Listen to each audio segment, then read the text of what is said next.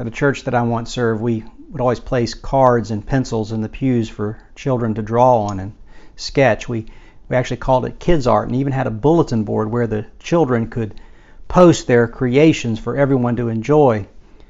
One year after a Good Friday service, a little boy came up to me and presented me the drawing that he had sketched during the service, and it was a drawing of Jesus on the cross, complete with soldiers, dark skies, and big drops of blood. But there was this one detail that was I don't remember it being a part of the story. Jesus had a big S on his chest. And so I asked the little boy, I said, what is the S about? And he answered me, oh, that's because Jesus is like Superman. As much as they tried, they couldn't hurt Jesus. But Andrew, I tried to reply, I think it did hurt Jesus. I think it hurt him a lot. In fact, it killed him. After this long silence, Andrew whispered, well, that's really sad. You see, in that moment, this young boy was confronted by the most profound mystery of the Christian understanding of God.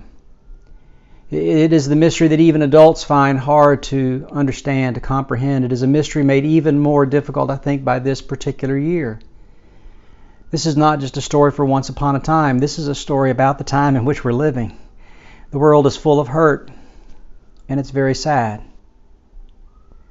I know there are many fine theories and theses that try their best to explain what the cross means. But at least for me, all these theories, they always just kind of fall a little bit short of what I think is going on today, because today is not so much a day for reason and logic. Today is not a day for our minds. In fact, all these theories might just get in the way of what I think we most need to do. And that is simply to experience it, to let it wash over us, and in other words, to feel it, to feel that hurt. It hurt Jesus a lot.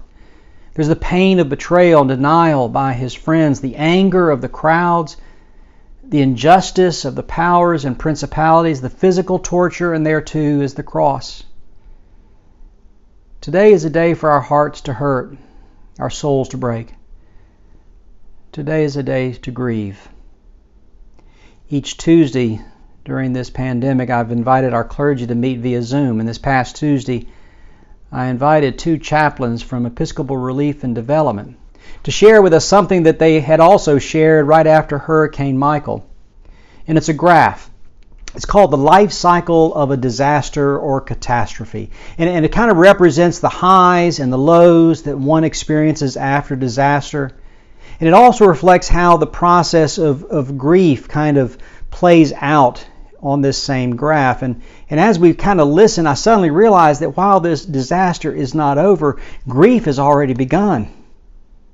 I mean, there's denial, there's blaming, bargaining, anger, coping, acceptance, all the traditional stages of grief. All the hurt is swirling around, just as it was all swirling around on that first Good Friday.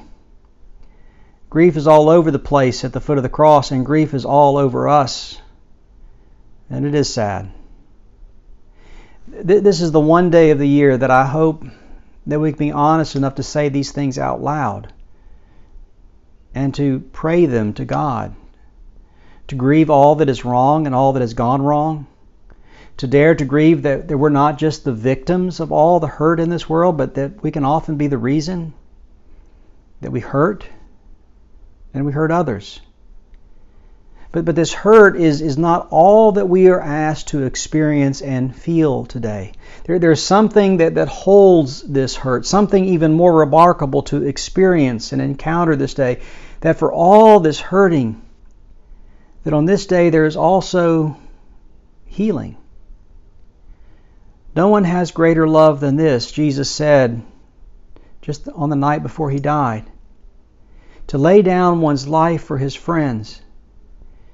Having said that, today Jesus does it.